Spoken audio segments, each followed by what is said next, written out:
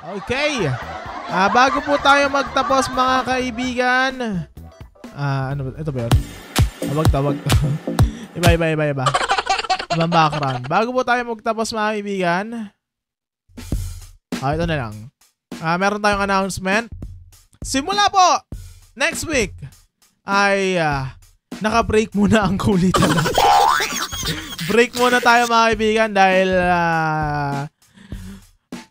jam-pack ang November ko. Diyos ko. So parang last year lang ito na short break.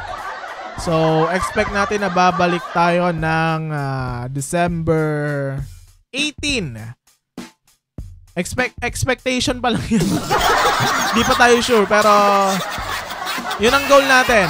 Na December 18 ay magbabalik po ang Kulitan na after its short break. So for next week, wala muna tayong new episode. And mapapanood nyo pa rin po ang lahat ng episode ng Kulitan na via our YouTube channel, youtube.com/@raincarlnation. Ayun, pahinga muna tayo. Pahinga sa Kulitan na at maging pagod sa ibang gawain. Ayun lang.